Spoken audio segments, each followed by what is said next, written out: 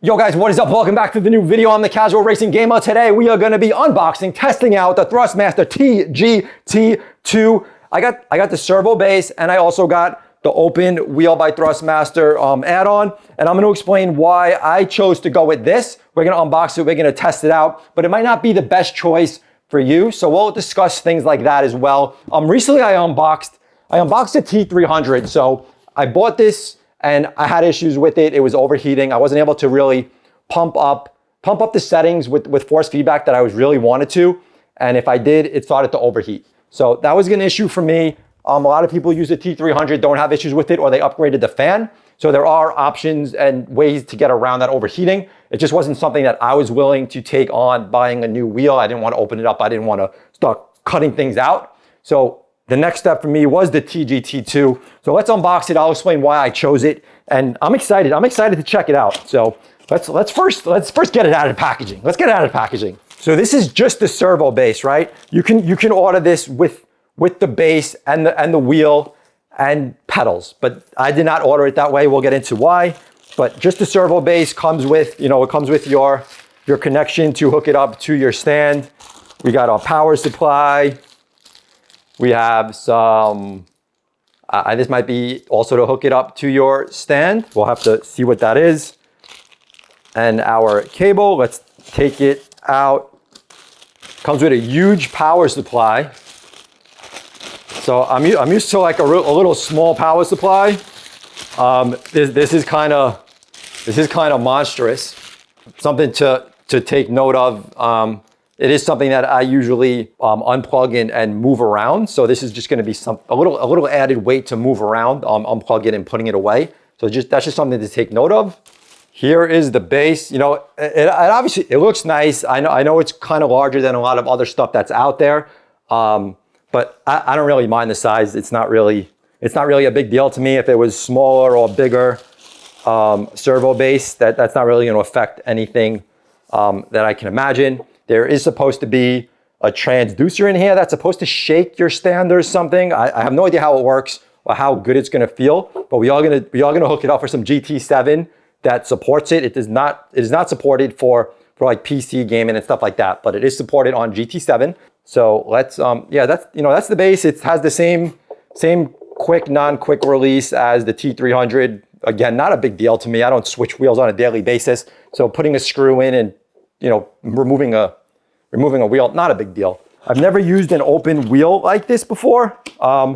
So I was excited to order one of these just for the only reason I just thought it was cool. I just thought it was cool to have an open wheel, something that I haven't used, something, I've been racing on just a regular round wheel for a couple of years now. So that's the wheel. It has a nice finish, kind of similar to the Alcantara of the T300. I think it's a little different. I think the T300 wheel, the Alcantara version, felt a little more suede-y. This doesn't feel as suede-y, but looks nice. It has all the buttons, same amount of buttons as that wheel, same amount of buttons as the PlayStation wheel. Just the setup's a little bit different. This is actually 3 buttons right here, so not to be confused that you don't have any less buttons. Paddle shifters feel fine. Wheel feels nice. It looks good. I'm actually excited. I'm excited to try out this wheel. So obviously you can buy a bunch of different wheels for this. Ranging in all different prices. And let's talk price. Let's talk why I actually chose to go this route and, different options you might have depending on your needs, wants, and also the equipment that you might already have. So I made myself a little pricing chart here just to go over some things and to explain what's going on here. So this servo base for me, I bought it directly from Thrustmaster at $499.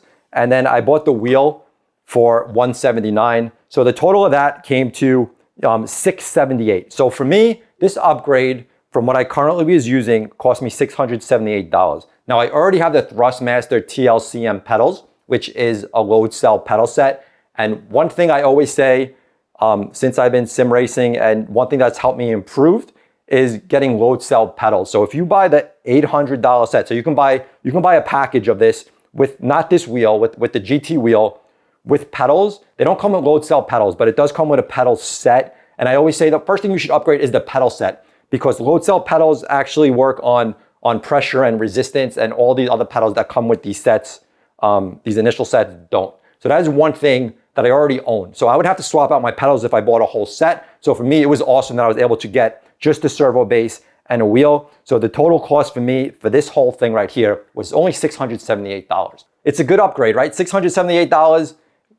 Of course, budget to everyone is different. It might not break your bank. It is probably the next step up before you get to direct drive. If you already own the pedals, if you don't own the pedals, now we're gonna have a different conversation. If you don't have load cell pedals, you are looking at $800 for this set. Amazon, if you actually watch this video when it's released, Amazon actually has this set on sale with pedals for $749. That's you know, prices are gonna be based on when this video is released. Obviously, all these prices can change depending on when you watch the video and how prices fluctuate. And these are US prices. So you can buy this whole thing for $800 regularly with pedals, $750 on sale currently at Amazon. But if you just need a servo base and this wheel was $179, there's obviously more expensive wheels. I think $179 was kind of like the low end on the pricing on these wheels. Like you can get the Alcantara wheel to put on this, and I think that was like $199. So for a couple of extra dollars, you can even get the Alcantara wheel that you saw in my T300 review. But I really wanted an open wheel. Now, if you already own the pedals, like I said, great deal if you just want to upgrade. And of course, we're gonna have to test this out, right? I'm expecting it to be a really good experience with racing. But we'll have to get to that in a little bit later in the video. But let's take a look at some other stuff here. And I priced out some other stuff just to give you some comparisons. If you wanted to buy this servo base with, let's just say you're gonna buy this 179 wheel, and let's say you wanted to buy it with TLCM pedals, so you don't buy the set, you just buy it the way I did, but add TLCM pedals in there. Those pedals usually run about $229. So you're looking at $907 to use this setup with TLCM pedals if you buy it exactly the way I bought it, and then just buy yourself some TLCM pedals load cell.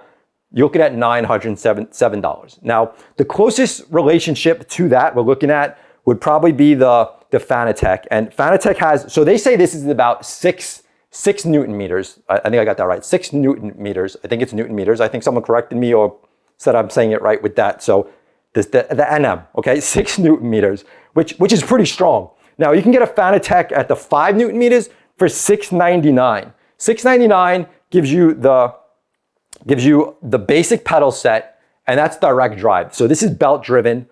That's direct drive. Obviously, direct drive wheels are supposed to be the best today. They're directly hooked up to the actual motor, and there's nothing in between. Where here you're running with belts. Not saying that belts are bad, just direct drives are the newest and it's supposed to be the best. Now, you're supposed to get a little less force feedback because that's 5 Newton meters. Now, if you want that at $699 with the basic pedal set at 5 Newton meters.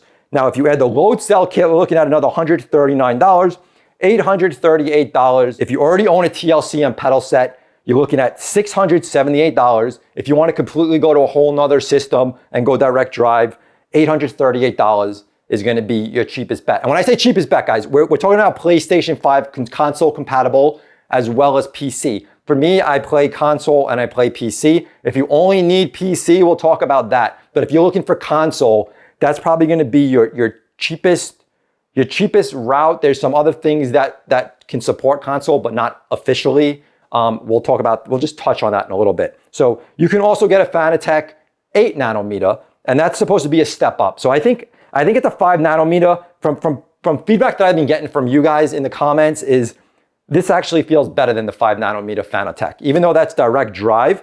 And GT7, if you're playing GT7 on PlayStation 5, this is going to give you a super advantage that it has this I think it's called transducer, something like that shakes your and vibrates your stand to give you more immersion and more feeling. They say you feel it in your pedals, you feel it in your wheel. So we'll test that out and I'll let you know if that's actually worth it. But that's something supported in GT7 that gives us an advantage. Now, if you wanted to go direct drive, me personally, if I'm going to go direct drive, I'm going to go with the 8 Newton meter Fanatec, if anything. And there we're looking at $849 with the standard pedals. And then if you add a load cell kit, and I highly recommend, if you guys are going with any of these level wheels and you think you're gonna really like it, get yourself load cell pedals. They're really important. They'll definitely help you improve. You can obviously do it later on if you want to and start out without them, but that's just one thing to keep in mind as a definite upgrade. So you're looking at $849 plus $139. So you're looking at $988, which will give you, great force feedback. It's a great wheel. Now, do you want to spend that much? $678 if you already have the TLC and pedals, or $988. So there's a nice difference in price there. If you don't have the pedals and if you're starting from scratch, you're looking at $900. Well, you're looking at $800 with the standard pedals versus $849 with the standard pedals. That to me, at that point, you're in a hole. Now your decision's getting a lot harder. Now the 5 Newton meter, you can walk away with that at a less expensive price with the standard pedals than even this. But if you're looking at the 8 Newton meter, it's $849 compared to like $800, unless you get it on sale right now. Then you're looking at $750. But that's direct drive. That's 8 Newton meters compared to what they say 6. You're not getting the vibration effect in the Fanatec like you are getting with the Thrustmaster, but your decision gets much harder here. For me, it came down to budget, what I wanted to currently spend at this time, but also in my own case, I was looking to not spend more. I just bought PSVR 2 recently. That was $500. That everything adds up, right? So also me as a content creator, and yes, my channel's kind of small now, but I am hoping one day to grow it into something much larger than it is now. And I've been working hard at it. So if you guys want to subscribe and help me out, that would be so awesome. Thumb up the video. But my intention is to grow this channel and be able to test and review all different wheels, all different wheel bases, and all different types of sim equipment. Whether I purchase it, if one day I can make some money to actually invest in the channel, or sometimes maybe companies will start noticing me, not yet because I'm really small, but as I grow, and they'll want to send me stuff to review. So everything when I'm purchasing, I'm thinking as a casual sim racer, right? The name of the channel is the Casual Racing Gamer, because I'm just a casual sim racer. I'm not a professional. I'm not great. I'm barely good. I just enjoy racing. And that's why I actually started the channel, just to bring enjoyment to people, that show, you don't have to be the best in order to enjoy the sim racing genre and to get into this whole community. So I'm coming from a whole nother viewpoint. As a casual racer, I am more than happy with this setup as long as it runs well, doesn't overheat. Direct drive, would I want it? Yes. Can I afford it? I can afford it. So I could have afforded to buy the Fanatec. If I really wanted to, I could have bought the 8 Newton meter. I always want to say nanometer. The 8 Newton meter Fanatec. But I held off. I pushed back. I've been spending a lot of money lately. And I feel like this, because I already had my pedals and saving a few $100. We have a Quest 3 coming out later this year. That's another investment I'm thinking future this year. So for me, this was the deal that fit in my budget, what I wanted to spend now. If you already have things like the pedals, if you don't, then you're looking at more closer prices, more closer comparisons. And I'm also going to throw in, if you guys really want to spend a lot of money, the Logitech Pro Racing Wheel. They have a 11 Newton meter. It is $999, and it is the Pro Racing pedals are $349. And they actually have a deal when you put those two things together, and you pay $1,262 in the US currently today. That'll probably be, I'm assuming, again, I haven't tested out these direct drive wheels. So if anyone wants to, if Logitech, if Fanatec or anyone is watching and sees my video, I would love to test out your direct drive wheels. So send them my way and I will give honest reviews. I try to present to the newcomer to sim racing, the average newcomer, the rookie, the guy moving up a little more, trying to upgrade his equipment, maybe never bought equipment yet, to the more, I don't know, any real professional, high level. Yeah, of course there's some high level guys watching me. I know you guys are some A+ drivers on Gran Turismo, and you're the guys giving me some awesome tips, helping me improve, helping all you guys improve. So I'm doing so much talking, but I thought maybe it was important to understand why I purchased this and not a direct drive wheel, but why you might want to look at other things. So I thought this was something important to go over and something to take into consideration for yourself. Are you using it for a console? Are you using it for PC only? If you're looking for PC only, Thrustmaster just released a direct drive wheel. I have no idea why Thrustmaster wouldn't support console with their first direct drive wheel. It just boggles my mind because they've been supporting consoles with all their other wheels. So that kind of just confused me. You also have Mazda, who's hitting hard on the sim scene So they have really good competitive pricing, direct drive. They have the R5, they have the R9, but they're just for PC. I think you can buy like an extra piece to make it compatible with PlayStation. It's a third-party device. It's not made by Mazda. So they never say they support consoles. So while it might work today, it might not work tomorrow if something changes. So that's just something to take into consideration. But that's what put it out of the running for me to purchase as my first main wheel. Obviously, in the future, if I start getting into additional stuff, I can have something just for like PC, something that does just console and PC. But for my main wheel, I needed to do both. And also, we're talking about Camus. I think just being seen a lot of stuff hitting the market recently about Camus. Really, really competitive, low pricing stuff. I'm not sure if they're coming out with anything that supports console yet. I think they definitely support PC right now. But those are just some different options for you guys to check out. So hopefully you appreciated this little overview of different pricing and different things and why I went with this setup as opposed to like the Fanatec, which would probably be the closest price-wise, depending on what I had for console and PC. So let's put the wheel on. We're gonna set it up on the stand, and we're gonna do a little bit of GT7 racing, and I'll give you my opinion, my honest initial feedback. But if you guys stick around as I do more videos and use it more than just today, then I'm gonna give more feedback as I use it more, get more used to it, get more comfortable with it. And so if you guys definitely think about subscribing and watching future videos on this stuff, because I always want to come back to it and give you my honest opinion about this stuff. So there it is, all hooked up onto the base. Initial feeling of the wheel is it feels nice, it feels smooth. So if it sounds quiet, we'll see what it's like when it's actually running. So let me hook this up. Let me hook this up to my stand. I'm excited to go racing. I'm actually really excited to actually use an open wheel for the first time like ever in my sim racing career. I've never used one anywhere.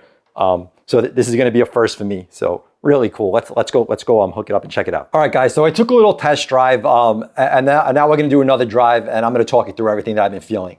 But I just wanted to show you my settings right now. I'm using torque on 5, sensitivity on 2. I did my test drive on 4 and 1, which was what I was doing with my T300, racing at Suzuka last week with the same exact car, the Ferrari. So I wanted to kind of use the same comparison between the two. This wheel has much more vibration sensation in the straightaways than the T300, where there was basically no feeling on the straight with this Group 4 car.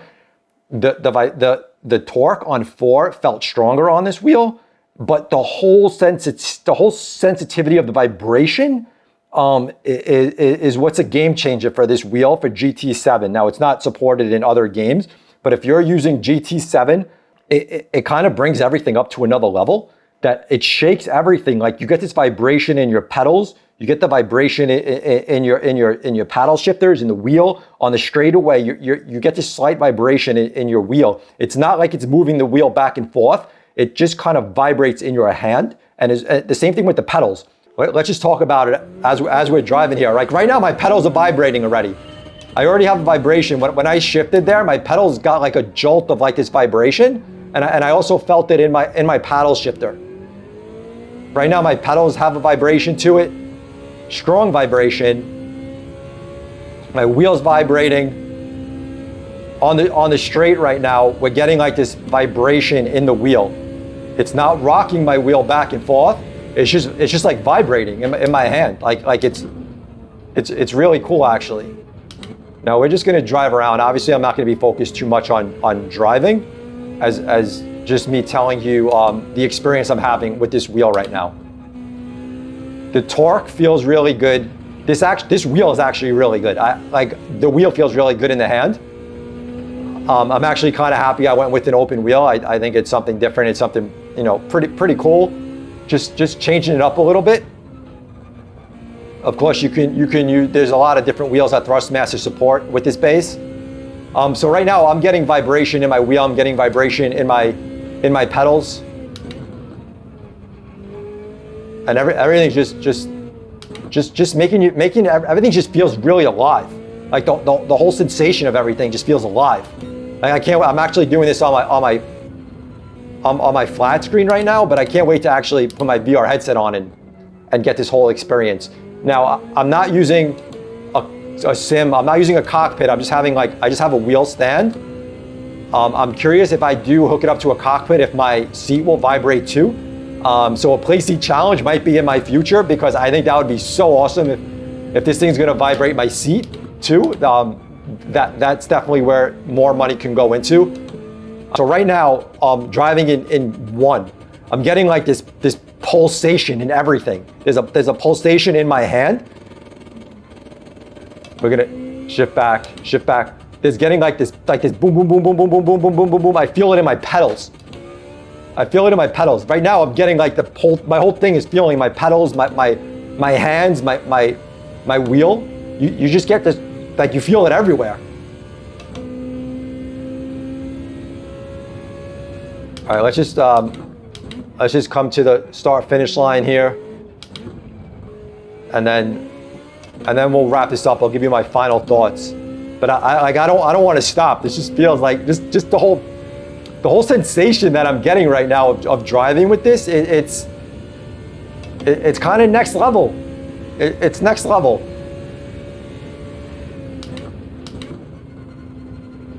I know people were telling me about it, but it's almost like, were they exaggerating? Do you really feel it, or like are they imagining it? Is it like a placebo effect when you know it's supposed to happen? So people are saying, oh yeah, it's happening, but you don't really feel it. Like I'm telling you, you feel it. Your pedals are vibrating. You get like this sensation in your pedals. You get a sensation everywhere. Let me just run into the wall here.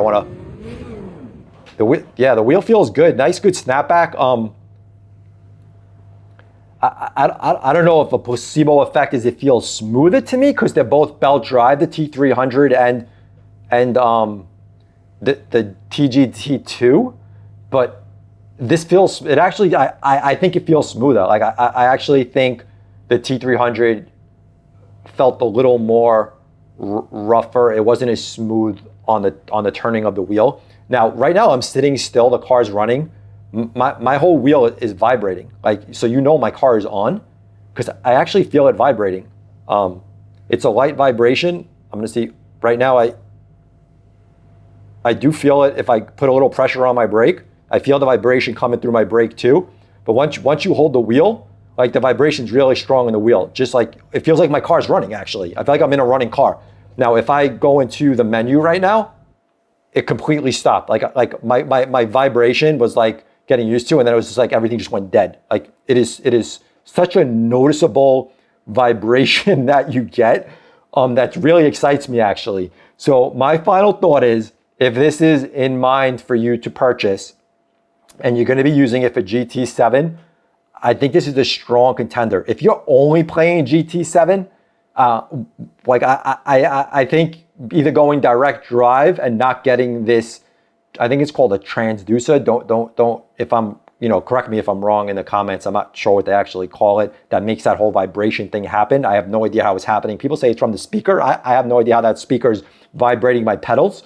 But this for GT7 with that whole vibe, the whole shaking vibe, like if I go continue right now, like my wheels like vibrating, I feel like my car's running. I'm in a running car that I need to start driving. Go out of it, it just completely dead stops. Like everything just dead stops. You feel it completely shut down. That is so awesome. That is so awesome. Obviously, direct drive is supposed to be more smoother, but I have no problem with the smoothness in this setup right here. It is super smooth. The torque feels super great. I'm only on a level 5. I can obviously pump it up higher and get even more torque. The sensation of driving straight with the wheel giving you a vibration in hand, which is not the force feedback, but I'm assuming it's from that vibration shaker from the transducer. If I hope I'm not saying that word wrong. I might sound really weird. But this thing's getting 2 thumbs up for me. I don't see myself getting rid of this or returning it or looking for something else. I will do testing with it in PC games like iRacing and Automobilista 2 and Assetto Corsa and things like that, just to see what it's like. But like I've been addicted to GT7 lately, and I've been playing the heck out of this game. And this setup right here feels amazing. The whole vibration thing is next level. So that's huge for GT7. But I'm just being honest here. You know, obviously, if you guys are interested in direct drive, and I'm pretty sure, you know, there's direct drive wheels that in general will have better torque, better smoothness, and all of that. It won't have that feedback, that vibration that you get in GT7. But you know, you obviously, going direct drive is not a down step, obviously. So you're gonna have to think about your budget, your money you want to spend, what you're using it for. If you already have Thrustmaster equipment, that it'll be less to upgrade to this route as opposed to going to a whole nother, you know, manufacturer. But that's my opinion. I'll definitely be talking about it more in future videos as I'm using it. I do love the wheel. I'm super happy with this wheel setup. It's one of the less expensive wheels, and it actually feels really good in hand. And just driving this wheel felt solid. Everything felt perfect. I have no complaints with the wheel here. Everything just completely awesome. There's actually a setting here down here that says Other in GT. So I wonder if you click it on Other, if that's probably for PC maybe. I'm thinking that GT is for your PlayStation and Other. I don't know if I'll have to see if I click it on Other if it works. I'm not 100% sure on that. I'll have to check that out. But guys, leave it in the comments if you own the wheel. I know a lot of people read through the comments, so you are helping other people out as well when you leave comments on the wheels that you're using, on your experience. If you've had this wheel upgraded to a direct drive, had direct drive, and this one. I've already seen comments in the past from you guys saying that you've had this and the direct drive, the 5 Newton meter, the Fanatec, and you guys like this wheel better, and it felt better than the 5. So definitely leave a lot of comments down there. Hopefully, you know, a lot of people get a lot of use, a lot of helpful tips down there. But otherwise, I hope you guys enjoyed the video. Thumb it up if you enjoyed it. You know, subscribe for more future videos. I'm excited to bring some new content with this awesome new wheel setup. And we'll see you on the next one, guys. We out of here. Peace.